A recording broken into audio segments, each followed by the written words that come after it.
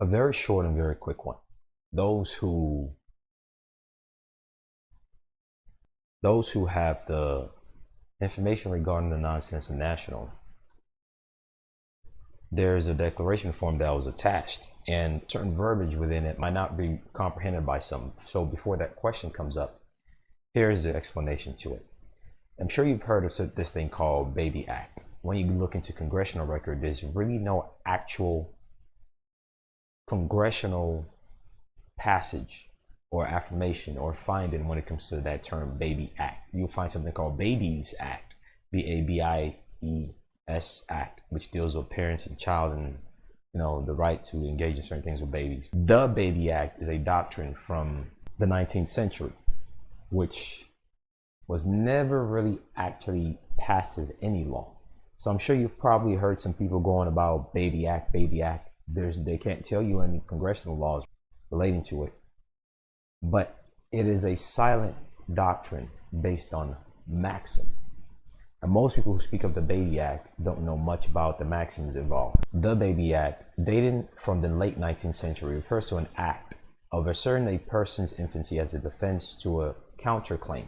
Meaning anytime someone says you're to do something, your counterclaim is to say, well, I can't do it, or I was not able to do it, or I can't be held liable to it because I didn't have the contractual capacity to do it.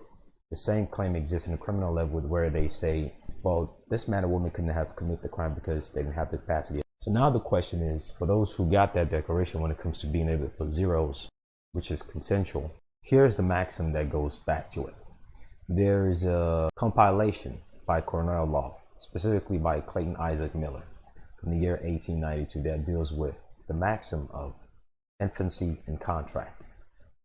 If you look at the 2-hour-plus long explanation of all the details in that DS11 form and the intricacies to it, you realize that it's simply a contract, and thus contractual maxims apply. Maxims are stare decisis that laws are built upon, whether the judicial, aka judgment law, aka res judicata, aka case law, or the congressional laws on a state or federal level. Maxims are what they're built upon. So maxims are the building block.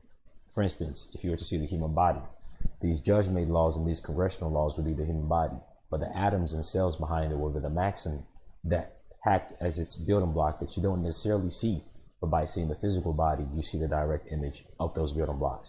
So let's go on an atomic, or at least on a cellular level, as to the importance of that thing called Baby Act that you loosely hear people speak of, that they don't show you anything relating to it. And for deeper comprehension of the purpose of that declaration. Contract of infants. Here's one of the maxims. And item number 3. Void acts of an infant. The method taken in law to protect an infant against the effect of his own witness has been to consider his act as not binding, meaning that any child who engages in any act or any act done on his behalf that is now attached to him later or at that point cannot be held against him fully because he's weak mentally and physically, and allow him to rescind all contracts entered into him with certain exceptions. But certain exceptions mean you can do it per contractual basis. Rescission is not always the end all mean all where we say forget everything from scratch. You can do that if you want, but you can say forget everything specific to my liability in this contractual nature, aka in this case the DS11, which is the exception, where you can say, well, I have this new name, and any name affiliated with me in the past, which they will want to know in the DS11, or they will cross-reference if you don't tell them, one way or another. That previous name attached to that social security number was issued when I was an infant, and I couldn't have consented to it, either because my parents were under duress or they were not well informed as to the ramifications, or most importantly, the maxim when it comes to void act of infancy. When you hear people speak about Baby Act, but they're referring to the maxim of void act of infancy. The Baby Act is not necessarily a law. It's an act performed by a baby. That's what that act means in front of baby, which leads back to the maxim relating to void acts of an infant. You have to read these old foundational principles. 1892 is really not that old, so I don't want to say it's old, but nonetheless, you have to read foundational principles rather than just listen to people tell you some things about Baby Act and then you just tell you and you just chew it up. No. Here's the foundation, which is the maxim. The method taken in law to protect an infant against the effects of his own weakness has been to consider his act as not binding. So if you were issued a Social Security while you were a baby, aka a minor, meaning you were not of a legal age, which is 18 for women, 21 for men, or in some cases, even if you're past 21, your mentality, aka your competency, might still make you a contractual minor. But for the most part, it's undisputable that most of that Social Security issued by that Social Security Administration for the purpose of using it for monetary interest was issued against the man or woman while they were an infant. Hence, you evoke certain contractual rights. The method taken in law to protect an infant against the effect of his own weakness has been to consider his act not binding. This is the justification as a maxim behind that declaration, and allow him to rescind all contract entered into by him, with certain exception, which is per contractual basis rather than all of it as a whole. There are, however, 2 degrees in which his act or instrument appear to be not binding. First, by being as if they never existed, wholly void, and secondarily, as being defeasible at the election of the party with whom they originated, that is, voidable only. Then whoever created it, which is the Social Security Administration, they have to make it void because, well, based on the principle of the void act of an infant, aka the maxim, the one who issued it can make it void, which of course they will not do because that's how they run the system. And it's directly tied to the Bretton Woods Act, and it's directly tied to the petrodollars, and it's directly tied to the system in many different ways, stock, bond, all that. So they're not going to do that. Therefore, it's left to the first degree. Remember, there are 2 degrees to which the void act of an infant can be evoked. The first one being as if they never existed, or wholly void, and that can only be done by you. And it would base an exception of contractual basis, such as that declaration. And they give you the reference of the maxim, which is item number 8 of Renham on infancy. So just like you would have books on these titles of the USC or books on certain things, well, they're books and maxims. And one of them is Renham on infancy. A void act never is and never can be binding. This is the premise behind that declaration, either in the party with whom it originated or on others. This is the premise of that. And while we're on this note, the same premise is the premise, a contractual one, that allows you to then take control of that Social Security number because it is a derivative of the birth certificate, or even better, take control of its origin, which is a birth certificate, because it's all contractual in nature. Any act that was not done by you is not yours. That's another maxim that says an act not done by me or by my will is not mine. Henceforth, you are correcting it by doing the proper thing now that you're in the age of majority, based on rights and principles and obligation of contract in Article 1, Section 10 of the Constitution, which is also supported by this basic maxim. But given that this specific instance is relating to the DS-11 and why you put that declaration there, that's that. But just so you know, the same foundational principle is evenly applicable when it comes to using trust to basically control the equitable interest of that birth certificate and any other derivatives such as the Social Security number or any other derivatives that you can establish to have equivalent value as a card or a credit device. Just putting that out there. Now, I knew this when I created details in that declaration form, but I tend to forget most people don't know the premise behind how I make certain conclusions on certain pen and paper when I write things out. So I'm showing you the source of it. No person claiming through or under it can succeed, and void act can never at any time or by any means be confirmed or rendered valid. They give you the source. Bingham on Infancy 9. Any person interested may take advantage of a void act of an infant, which is not the case when the act is simply voidable. Whenever anyone is asking for that Social Security number, that means they are interested party in it, one way or the other, whether they're trying to cross-reference it with Treasury or any other taxing agency or child support agency, whatever it is, they are interested in it one way or the other, which the DS-11 tells you they will cross-reference your information as we've shown. Hence, you do that specific declaration. A lot of people think supplemental thing when it comes to the Articles of Confederation are the only things you add. No, it's not. But here's the premise behind those things. And yes, they hear about Baby Act, Baby Act. Okay, go look for that law and try to throw it at someone and see how far it takes you. But what you will find are maxims, which you must know. Because that awareness goes along with all those papers that causes things to move and shake. So that's the basic summary of it. I'll be uploading this file on the Patreon page, but I'll be uploading this actual video on YouTube just so that everyone else know about it. Many people are just following the follower. They don't really know how things work. They just follow on the hype train confidently. Most people are confident, but they're not competent. But it's my job to slowly assist you a step at a time.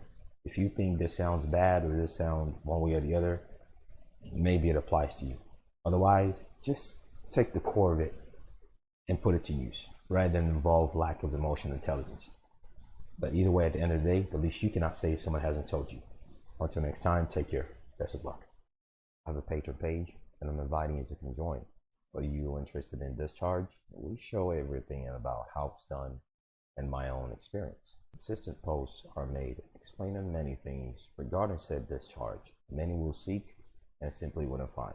Those dealing with mortgage issue or want to know more about it, we speak of it. For those dealing with basic stuff like traffic issues, we speak about the solution, and I show it from my own experiences and how I permanently prevent any such issues. Those worrying about trust, different types of trust, we go over so many things consistently. Regarding trust, we show the IRS manuals. Those who are interested in suing and making money through debt collection or other means, we go over it, we show it. I show my own settlement checks and the things that I've done as a personal experience. Those interested in banking, we show subtle details and intricacies of the things that I have learned. For those interested in other things like the IRS forms and how to put it to use, we show it, explain the details. For those interested in court-related matters and intricacies, we always show it. For those interested in the spiritual aspect of things and how it works, we show and explain it. Those with child support matters, we explain and we show everything in detail also. Great puzzle pieces that can never be found in other social media platforms, but we explain it all as it relates to many different things. For those interested in express trusts and the issue of how not qualifying for taxation, which I call dinking, how it relates to any other type of trust or any other affairs, and how you can intertwine your affairs into the different types of discharge that exist and lack of qualification for taxation. Speak about it. The truth about really recusing attorneys and the whole foreign agent registration and attorney lawyer number, we speak about it. Speak about how to really bring about juries, and some of the comment section asks good questions and greater answers are given. Speak about how to get and use tax exemptions for vehicle use and sales. You don't have to belong to some organization. You can actually get yours according to the language of the legislature within your state. Go over the details that a lot of people mentor about regarding Article 1, Article 3. What really makes a court? It's not limited to just your paperwork. Most people don't know.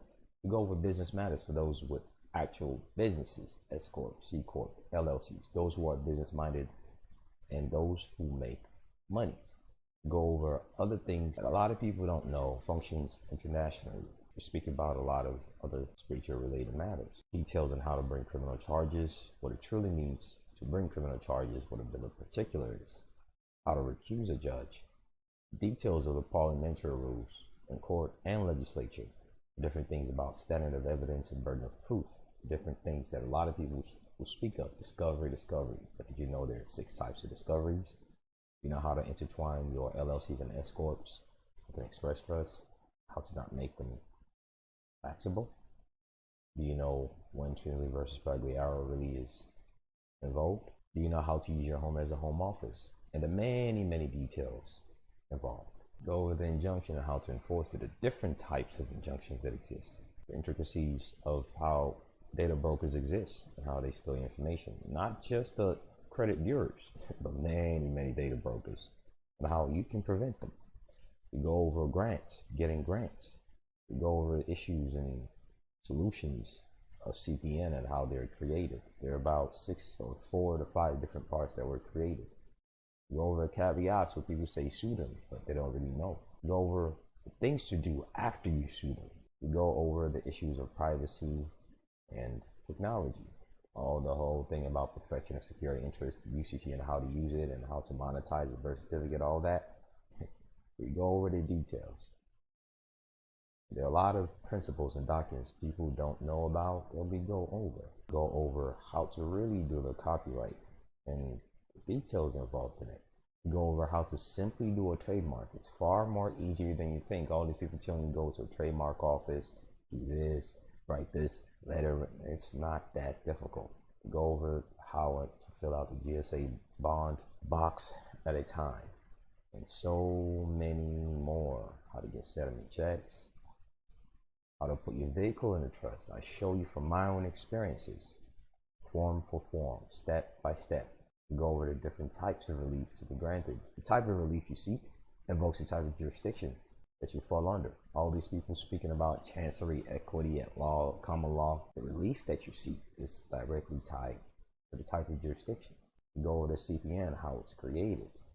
Go over how to obtain bonds, where to do it. Go over the different types of discharge and some more. We explain each of those types of discharge. We explain how trademark and copyright is affiliated with asset protection. We go over how to prove trust. We go over the different types of fraud. We go over the importance that many people will never know. So many more. I show my own experiences in the audio calls from court cases of how I get different types of settlement checks. Go over the different types of discharge. There's so much more that it can't even completely be spoken of here regarding trust.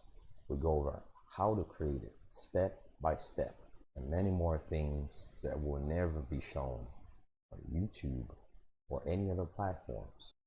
Go over other principles that people don't know about.